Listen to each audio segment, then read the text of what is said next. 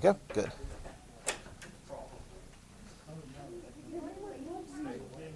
Okay, good afternoon, ladies and gentlemen. Have your attention, please. All quiet, please. Thank you. Go ahead, have your notes open to where we left off last time. We were talking about the information leading to a I can talk about this movie, and I'm going to talk about this movie. And if you did actually, as you were to, watch the movie between the last time I was with you and this time now, I'm going to be telling you all about the various different things in the movie. So if you still have to watch the movie in order to get the things still done, too bad. We're going to talk about it, all right? Okay, spoilers. Yeah. So we did notes on the native sanctuary. What was that, like 1, 2, 3, 4, 5, 6 and 7 bullet point. Have that out in front of you. That's going to help you as we go along with the notes today. Situation of the missionaries. The missions in Paraguay. Yay or nay? Definitely nay. Yeah. I mean, and I kind of alluded to that already when we did the notes, as in they were going to be pretty well shut down. But you wondered, gosh, I hope that some of the main characters in the movie are going to end up, like it's going to turn out well for them. Yeah. Anyway, have that out because we're going to talk about that. We're going to be getting into the notes. And I'm also going to start because we've got this one. And I was glad that YouTube had it for free. Let me just throw this out to you, just kind of curious. Because the next movie, if you actually flip in your notes to the second page, because we're going to actually go through this unit very quick. Second page where we, about a third of the way down in the sub-Saharan Africa is forcibly linked to Europe and the Americas. Do you see that part? Chapter 20, which, by the way, we're not going to have a quiz on that. The third and fourth bullet point, John Newton's Amazing Grace, William Wilberforce, and the British abolition of the Atlantic slave trade. There's a movie that I want to have, like, all the time that I can in class and not having you guys at home for half the time or more. I show this movie called Amazing Grace. It's a really good movie. And it's on YouTube, but it's not free. I've come up with an alternative, like, documentary thing, but so forth. I mean, how many of you guys anticipate it wouldn't be too much of a problem to have me assign that to you or give you the opportunity of doing it, and you got to fork over like $3 or $4 to watch the movie? How many guys would like, that's no big deal, that's no problem, okay? How many guys, no, that's a problem, Mr. Hanston, that's a problem, that's a problem. I mean, because I bought the movie. I mean, I've got the movie and I can show it in class, but it just takes, it's like a 2-hour movie. And I've got other things that I want to do and so forth, and that's a very good thing that you guys can be able to watch and so forth at home. So I'll have that as an assignment for you. And it's another one, along with this one, that are really good examples, and I use them to help prepare you for an assignment you guys are going to do this semester. You remember hearing me talk about this before? Where you're going to have an actual movie. Your movie is going to be different than his movie. So you're going to have to do your research on it all by yourself. You cool with that? Okay? Yeah, so, I mean, everyone gets a separate movie, and you watch it, and chances are, for some of you guys, you will have already watched it before, but you're going to watch it kind of in a new light, do research on it to find out what's true and not true. And so that's what I do with movies. That's what I think you guys are perhaps going to do if you haven't already in your life. You're like, I watched this movie about such and such.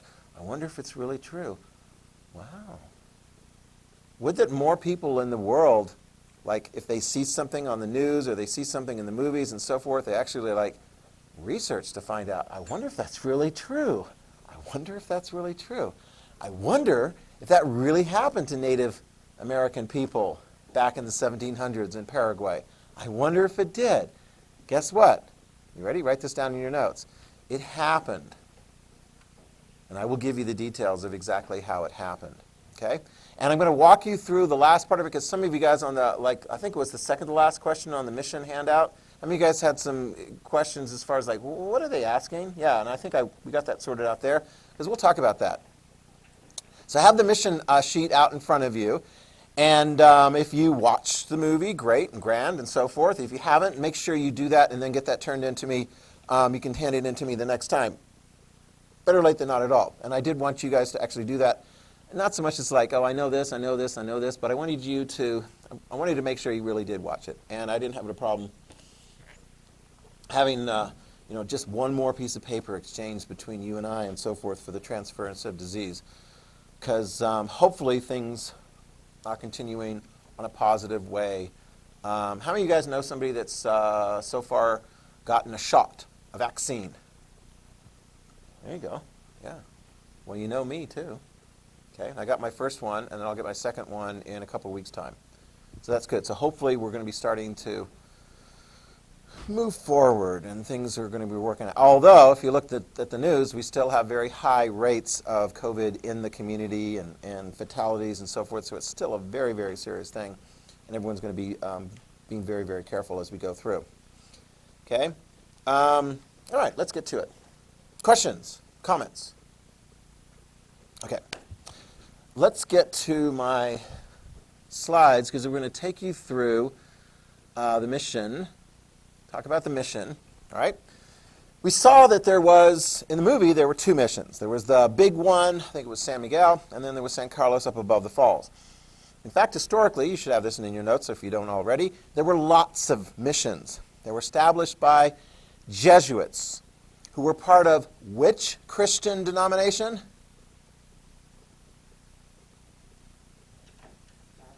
Exactly, the Catholic. And who's the head of the Catholic Church? The Pope, exactly. And what's the group of people just under the Pope? There's a whole bunch of them, and they dress in red. And one of them was one of the main characters in this movie. Cardinals, yeah. So when a Pope dies, cardinals get together, the top people in the church, and pick a new Pope. Okay? So, Jesuits are among those various different groups within the Catholic Church, the priests and missionaries and so forth. And they were ones that were founded, some of you guys may remember, we talked about this when the Protestant Reformation came along, and the Catholics were like, hey, we're going to fight you, Protestant Reformation. We're going to try and bring Catholicism back into it. The Jesuit group came into existence as being a way to tamp down on the Protestants. Well, mostly they're famous, in fact, for setting up missions, like the ones they did in the Americas. And they had a lot of success there. But who was against them? Were the native people against it? No. Who was against them? Who was against them? Who wanted to shut down the Jesuits from going around and converting, Native American people to Catholicism? Because they got shut down, didn't they? Yeah. I mean, what would have happened? What is one reason, raise your hand if you can tell me this, what is one reason, say, if you're a Native American and you're in that area, that you would actually, I think I'm going to go hang out on that mission with the Jesuits and all the other Guarani people? Why? Because otherwise you're going to get potentially enslaved. Yeah, because we saw that was taking place. And the church was a sanctuary. The Catholic Church was a protection. If you were on the mission territories, and there was a lot of them there, so you can anticipate, write this down. There were, I want to say, at least tens of thousands, maybe even more in the order of 100,000 or so, Guarani native people living on the missions. Okay? And they were farming together and so forth, and having some success, and they liked it that way. And the government, the colonial government, honored the protection that the church gave them. So what happened to that protection? It's kind of one of the weird things in the movie. What happened to the protection? Did it go away? Yes, it absolutely went away. And the guy who is fundamentally responsible for a lot of that going away is this guy right here. You never see him in the movie. You hear to him being referred. I think I have a question in there. He's like a top advisor to the King of Portugal. And he tells the King of Portugal, you know who's become too powerful in Portugal and in other parts? It's those darn Jesuits, because the Jesuits were pretty powerful in parts of Europe. And so they're like, well, you need to knock the Jesuits down a few pegs. Take away their land. And it's weird because it's did Portugal become not a Catholic country, or Spain not a Catholic country? No. They just sort of took away a lot of their power. And back to this region that was controlled by Portugal, they took away the protection that the Jesuits were able to give to the native people. And then what did they do? Remember the scene in the movie? That was one of those ones, remember the scene in the movie where they went into the older mission? Remember that? And they went up to the priest, and he had to take off his cassock, and he took off his cross and everything. It's like they just imprisoned and they enslaved him right there. I mean, it's kind of a dramatic way of saying that, but it conveyed something that was taking place in there, which was that the native peoples were again allowed to be enslaved. Well, who wanted to enslave them? Who wanted to enslave them?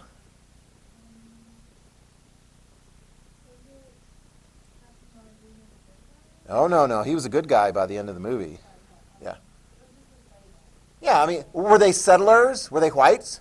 They're whites, okay. So the settlers wanted to do that. I mean, Christopher Columbus, a lot of the different settlers are like, hey, unfortunately, there wasn't too many people like, Bartolome de las Casas, who was in the church saying, let's protect these people, let's not enslave them. There was a number of people who are like, let's enslave them, or at least, not have to compete with them. And so, I mean, it's pretty rude. Very rude. Now, let's get to the fact of the matter. This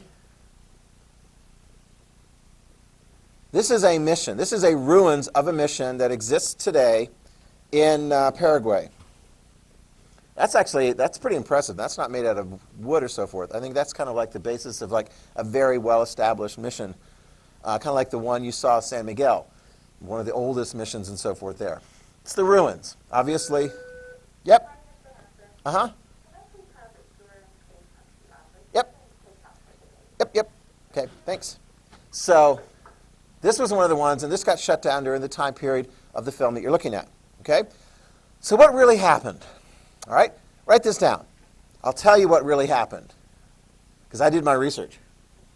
In the movie, I'll just ask you, if you were one of the Guarani, right? Remember that scene, San Carlos, where the guy was up there, and he's like getting into an argument with the cardinal, and the cardinal's like, you have to go away. You can't be on the mission anymore. And he goes, I don't want to go away. Well, the Pope says that, the king says that he's not going to listen. He goes, I'm not going to listen to you. Remember that guy? And he wanted to fight, right? So, interesting question. Did the Guarani fight? If you were one of the Guarani, would you have fought? Or would you have gone like, forget it. Those guys are too dangerous and they've got guns. I'm just going to peel back into the rainforest. How many of you guys would have fought? You wouldn't have fought? You would have just been enslaved? You just sat there going, wonder what's going to happen next. You wouldn't have fought? You would have fought? You would have fought? Would you have fought? They fought. Write it down. The Guarani organized a fight. Okay? They did resist. That part in the movie is true. Okay? And I'd have to say the massacre that occurred is also accurate. When I did the research and so forth, it's like, wow, we had a lot of people, Guarani, who were killed. And if they weren't killed, then they were mostly enslaved. And what was left of the missions? Well, they were ruins. I suppose they could have knocked all the walls down and taken away the rocks and so forth as building material, but they just left it as abandoned. Got that? So that part was true. And you kind of saw that coming. I mean, I gave you a little bit of a warning that it was not going to be very happy. So do you want to know what else is true or not true? How about this one? Was he happy about? Was Father Gabriel happy about what happened to the Guarani being taken away? No. So what did they do? Well, in the movie, what did they do? What did he do in the movie? What did he do in the movie? What did he do in the movie? Yeah, at the very end. He carried the cross. They were having a religious ceremony as their place was getting shot to pieces. He did not lift a weapon, did he? Did any of the Jesuit priests in this? Who did? Yeah, because I think I got some questions on you. Who did? Rodrigo did. Did Rodrigo know how to fight? Yeah, what was Rodrigo's background that gave him some knowledge about how to actually fight? What had he done previously? Yeah. Yeah, he was a mercenary. So he fought. He was paid to fight in army in wars. He was also a slave hunter. That's how we first met him in the movie. He captured some of the Guarani. In fact, and then he got into a fight with his brother over, like, they both loved the same girl, but the girl loved the brother, and that didn't work out. They dueled, and the brother ended up dead, and he felt really bad, and then he forgave himself ultimately after the Guarani forgave. Anyway, so if you were Rodrigo, here's an interesting question. If you were one of the Jesuit priests, would you fight to protect the Guarani? Raise your hand if you would, if you were a Jesuit priest. You would fight. You would? You're like, no, I don't think so. Why not? Is fighting dangerous? Could you get killed? What happened to Rodrigo? Spoilers. He did. Oh, it was awful. A year ago, I was reminded because I was like telling the 10th graders, I'm showing the mission to the 9th graders. And one of them goes, oh, yeah, so-and-so did such and such. So sometimes it's not good to watch a movie with a whole bunch of people around. Because like at that really like emotionally tense part, you know what I'm talking about, right? Where you've got Father Gabriel walking with the thing and Rodrigo's on the ground having been peppered with like shot and he's dying and he's looking up and he's trying to see what's going to happen to Father Gabriel. And then what happened to Father Gabriel? Boom, he got shot by some, sniper. Boom, and he hits the ground. It was at that point that somebody sitting, I think it was about right here, chimes in and goes, oh, finally. And everyone else was like, what? You're a cruel, insensitive excuse for a human being. They all died, right, in the movie. I mean, who survived in the movie? Of the people who you liked in the movie, who survived? Yeah, some of the kids. I think the guy with the great cackle, the laugh, remember him? Anyway, yeah, I think he survived. So, question. So, would you guys, how many of you guys would fight if you were Rodrigo? Would you fight? No? Why not? Because they have guns. Oh, yeah, they have guns. What do you have? You had a couple of guns. I mean, not too many. You had a cannon made out of wood that blew up because wooden cannons don't contain explosive forces very well. So I did some research on this. Write this down. The Jesuits were not very happy about having their mission shut down. Goes without saying. I mean, they went there to convert the native population. They did. They had success. They were welcome. Hello. But when the order came to shut down the missions, did the Jesuits fight? Did they physically fight? Well, when I did my research, I didn't see evidence of it. I didn't see evidence saying that it wasn't necessarily true, but I didn't see evidence of it. The Guarani definitely did. They organized fights and so forth. That part was true, and they were crushed. But as far as the Jesuit priests, I think that the evidence that I could see in my research seems to fit more like here as opposed to Rodrigo. Okay, you got that? Now, what do you think of that? Would that have been a cool part of the movie if, remember that part with the boy, he took the sword from the water where he had been abandoned, and he sharpened it all up and got it over, and he handed it toward Rodrigo? What if Rodrigo had said, no, I'm sorry, I can't. I'm not going to do that. How would you have reacted? Okay. Anybody disagree? Did you want Rodrigo to fight? Did you want him to win? Of course you wanted him to win. I mean, that would be really changing history if all of a sudden Rodrigo had this win and he was able to single-handedly fight off all the settlers and everything like that. But write it down. I mean, you already did write it down. I mean, the Jesuits, it doesn't seem to be like there's evidence in there. So now comes a question. You're going to be looking for stuff like this when you watch your movie. Why did the film director do that? Put your hand up.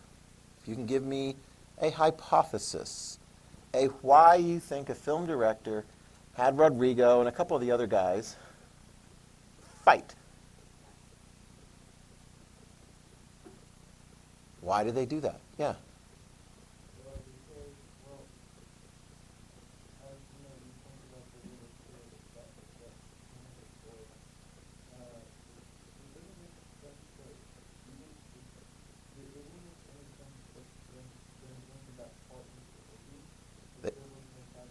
They weren't going to put that in the movie. Yeah. Were you okay with Father Gabriel, right? This guy right here. Were you okay with him saying, no, that's not what we do? Or did you go, oh, come on, dude? I mean, you're like, come on, man. Pick up a club or something. You know, you're just a sitting duck. And all those other people are like just sitting ducks. This is what happens sometimes in history. Sometimes when history is being presented in movie form, in entertainment form, directors change things around a bit because it fits their movie better. You have to watch for that. And you guys are going to be looking for things like that when you do your own research. Okay? Changes that come sometimes. Maybe it just doesn't fit the storyline. I think that would have been really bad. People are going, oh, that really sucks. I mean, this movie's even worse. Because if the movie was about all the Jesuits just got up and walked out and then all of the Guarani were killed or captured, then your heroes in the movie, you wouldn't have thought them much heroic, perhaps. You know, they were like, oh, they got on boats and they went back. You know, sucks that way. Okay? So anyway, there's the rest of the story. Sometimes things in the movies are true, and there was a lot of truth in that one, but sometimes they're not. But make a note of this, and there was something that came out, and it's kind of like toward the last question. Take a look at the second to last question, because I'm going to be collecting these here in just a second. How did I phrase that question? Because sometimes the phrasing is a little bit hard. Could somebody read that to me?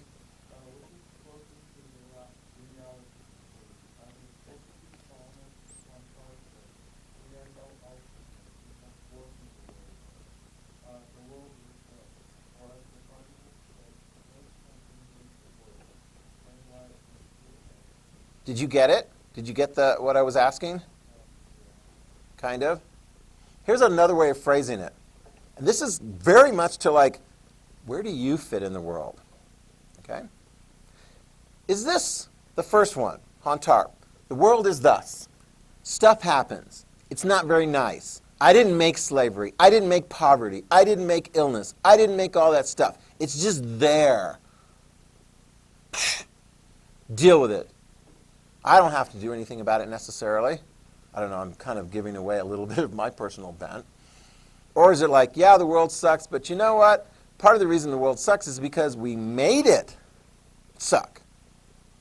Or at least people did, and maybe I'm going to try and do something about it. What about it? How many of you guys are responsible for the world the way it is right now? You are? You haven't been around very long. How many of you guys want to take some responsibility to maybe like try and fix as much as you can in the areas around you and maybe even like, you know, global situation? I don't know. I'm not necessarily saying, you know, quit high school and, you know, do a whole like, what's that gal from Sweden? You know who I'm talking about, the whole like environmentalist one. Greta Thunberg, right? Right. Yeah, I mean, she's about your age, maybe a little older, not much. I mean, she's going all over the world and like chewing out old people saying you're destroying the planet. Yada, yada. I'm not necessarily saying, you know, that's what we're looking for you to do. But it's like, take some responsibility. And I'm very much about that. How many of you guys are like, yeah, I'll take some responsibility for the world as I'm living in it, as long as I'm living in it? How many of you guys are like, no, I just want to have fun, and I'm just going to try and get as much enjoyment as I can out of it. And that's for other people to like try and fix it and so forth. Good luck being in my class over the year. Because I'm definitely about that, like try and do at least somewhat. And it starts with becoming aware, right? Because people can go, oh, well, those people were treated very badly a long time ago. We don't have to worry about that anymore. Oh, the Jews, they were killed by Hitler. But that was last century. At least nobody's killing anyone or mistreating anyone right now. Are they? You're like, no, there's still problems, right? Yeah. So what do you do about it?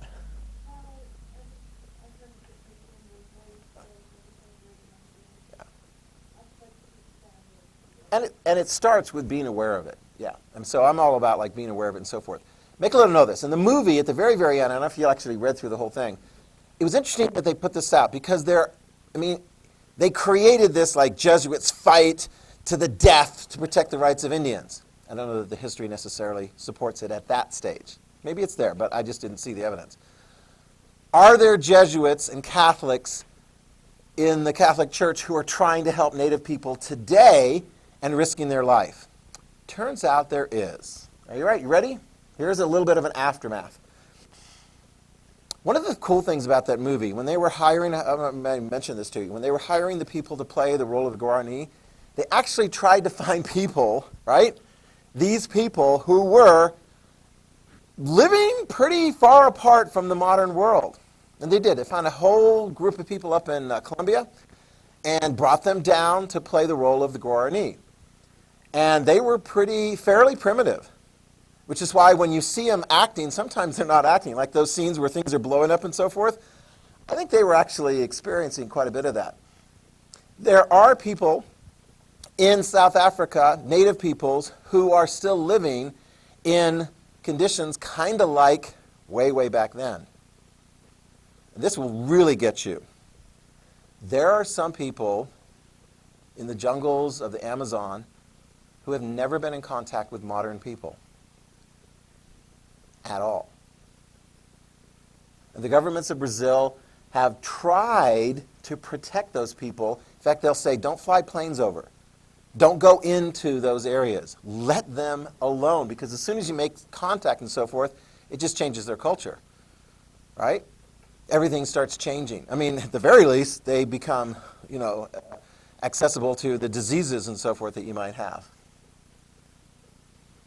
Now, here's the problem. Are there people today that want to ignore the rights of native peoples and just go in there and, take the land, cut down the trees, mine the areas and so forth where they are? Sure, yeah. Well, who stands up for them? Who stands up in the courts? Who stands up in public opinion to try and protect those native peoples? Do the native peoples? Well, they don't even know that they need that protection. This is where some of the church leaders are doing that today. And sometimes the mine owners, the timber people and so forth, they don't like those churchy people coming in, those priests and so forth coming in, so they just find ways to get rid of them. So some of those issues that existed back then that were portrayed in that movie, they're still there today. It's still a challenge. It's not much fun. Okay? So, questions, comments? With that, let me go ahead and collect your papers. Okay, so you're actually able to get all that. Thank you very much. Very good. Okay, so make sure you get that to me the next time. Grazie. Thank you very much. Okay, do you have yours? Did you give you? Okay, you need to get that to me. Okay. Oh, you're still working on it. Okay, gotcha. Which other question? The Bible. That was the Bible. Yeah, it was the Bible. Yeah, it was the Bible. It was the Bible. Okay, grazie. Thank you very much. All right, thank you. Thanks. All right. Now, let's continue.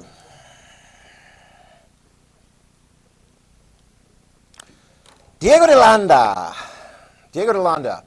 We're going to talk about another area with respect to the Spanish-controlled area. And this is another man in Spanish-controlled area. This is in the Yucatan. Let's check your geography. Does anyone know where the Yucatan Peninsula is? In what country is the Yucatan Peninsula? I'll give you a clue. It's in North America. I'll give you another clue. It's in Central America. You think you know? Well, you're like, what continent is Central America in? Here's a trick question. What continent is Central America in? North America or South America? There's no Central America continent. When people say Central America, where are they referring to? Yeah, right in here. The southern part of North America. It's Mexico right there. There we go. The Yucatan is part of Mexico. Okay? And there are a lot of people there who would be of the background of Mayan. Okay? So native people who are the Mayans, and then you got some others, the Toltecs, who ultimately conquered that area. And then you guys remember the last powerful civilization in Mexico before the Spanish arrived?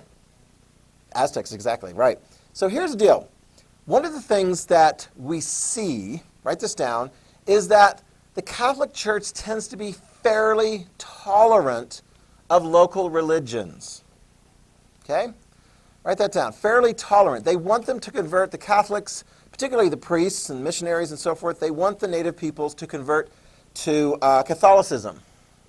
But what do you do about all those customs and traditions of those other religions that existed before Christianity arrived? Toleration. And we saw that before. I mean, it's kind of like Christmas traditions. Are Christmas traditions 100% pure Christian, or do they have other stuff sort of like thrown in there into the mix? A lot of other stuff thrown into the mix. And you see that particularly in places like Mexico and in other parts of the Americas. Okay? You get a lot of toleration of local traditions and so forth. So, for example, I'll give you this an excellent example. And it's called, syncretism. Cultural syncretism. We put that definition up on the board last semester. Go ahead, put it down in there as well. I've got it, I think, listed. Do I have it listed in there? Yep, here we go. And and syncretism. Syncretism is what is it? What's syncretism? Perfect. The key word there is that blending thing, right? So Easter is very much a cultural syncretism and so forth. You got fertility holidays and so forth associated with eggs and fertility. And then you have Easter, resurrection of Jesus. You mix them together and you get a really interesting holiday. Okay? In Mexico, right? Coco. What's that? Have you guys seen Coco? Did you enjoy Coco? Isn't it lovely? What was that song, that famous song that ultimately, I guess it was his dad who kept singing? What did he keep singing? Remember me. Oh, that was good. Remember me. Right? Remember me. Because what do? What is this memorable memorying thing? It has to do with Day of the Dead. Now, Day of the Dead actually sounds like, oh my gosh, it's really scary. It's like a Halloween kind of thing. It's actually not that much. Right? Did you guys learn about that in Spanish? Day of the Dead? What do you do on Day of the Dead? What do you do on Day of the Dead? How?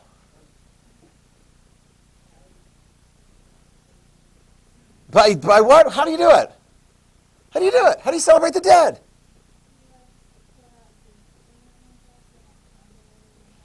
And where do you go to do that? Yeah, you go to the grave sites. It's like a big picnic at the grave sites. And that was you're like, that's pretty awkward. I mean, do we have anything like that, say, in like the United States? Not so much. This is a syncretist blending of traditions that occurred before the arrival of Catholicism, right? So you have these family picnics and so forth, and they go to the grave sites, and then they tell stories about the person who had gone. Dia de Muertos. I'll tell you a story. It's really weird. You ready? Did you guys know that once upon a time I was here and then I left? Did you know that? It was really weird because when I left, I think it was the juniors. One of the teachers was telling me in the year that I was gone, because I went over to help out at Jefferson Elementary, the year I was gone, some of the juniors were like, they were mournful. They were like, where's Mr. Hanson? We miss him. Where is he? And she had an idea. Ms. Moreau. They did a Dia de Muertos for me. I'm not kidding you. They were like, you guys need to get over this. You need to get over it. You need to move on. So what they did is they took a picture of me and they decorated it and they put all kinds of stuff like that. And they had like a Dia de Muertos observation. And then they got over it, I guess. I don't know. I came back the next year. They were seniors. They was fine. So, but yeah, it's like, what was in the movie, Coco? I don't think they have the character in this particular thing. But his dad, right?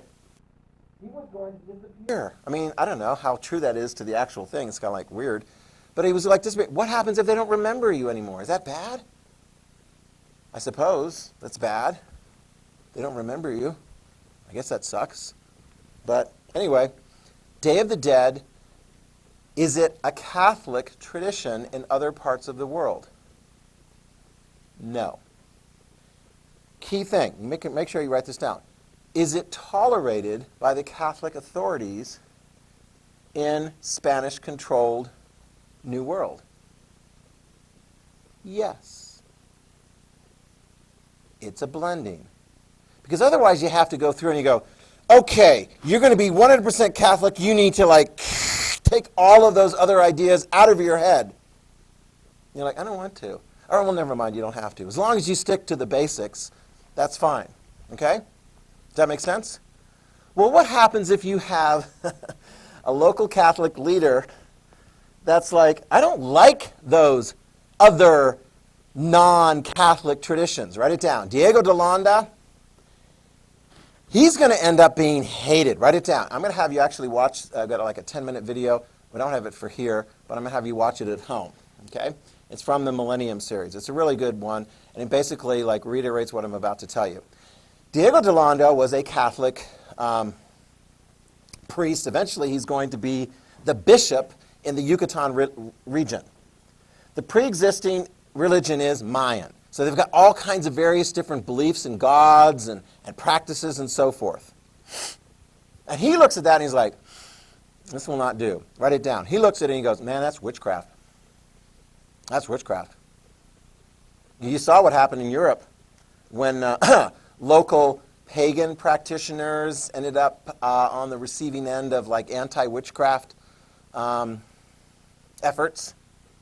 What happened to local witches in Europe during witchcraft witch hunts? They dead. Yeah. Now, oh, it's like, oh, you deny being a witch? Well, let's find out if you are a witch. Drop you in the lake. Oh, wow, she sunk. Guess she was telling the truth. Let's give her a proper burial. Oh, wait, she floated.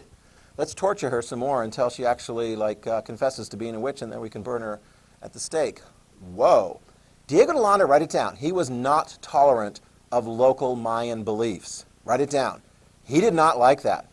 He's like, we need to stick to the basics of Christianity. People are converting and saying, I'm Christian, I'm Christian, Christian. But man, he's like, no, you're, no. And people were dying. They were checking to say, are you really, truly Christian and so forth?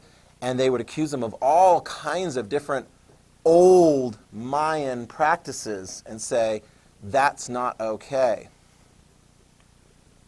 So he will ultimately be reviled, and he's probably a good example of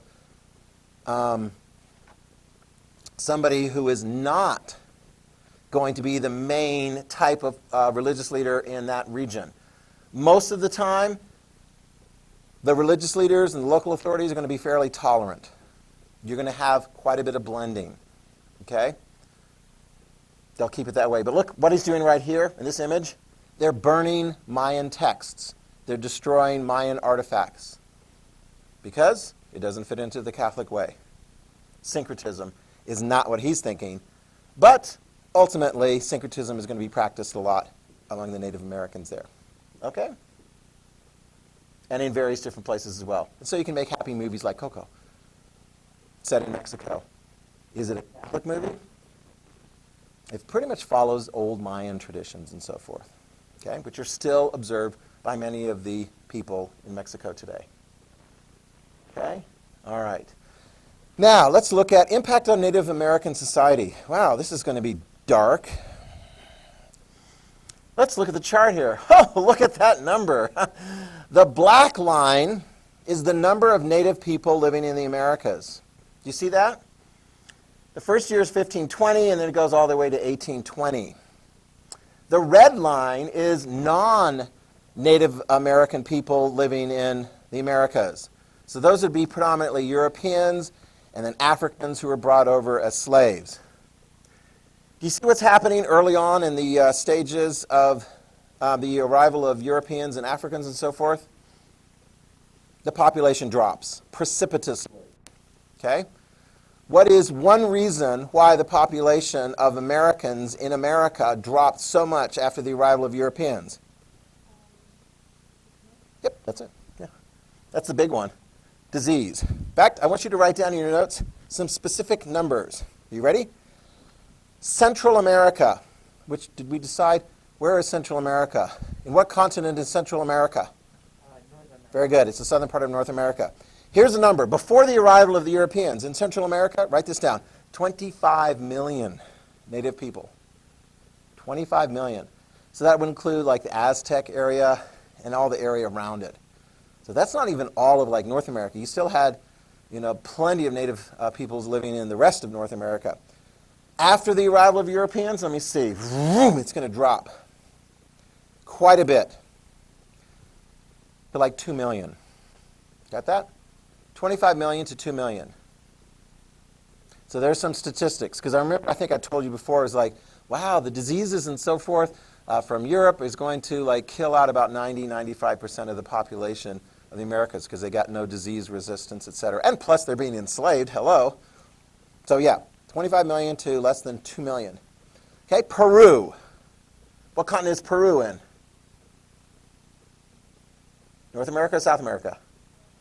South America, yeah. So Peru, think about like the Inca region. They had a population, a thriving population of about 10 million before the arrival of the Europeans.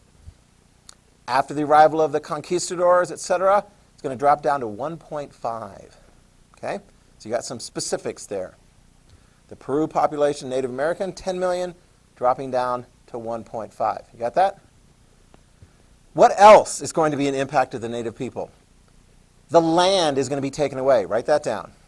The land. And for the native peoples, the land was held like as a community.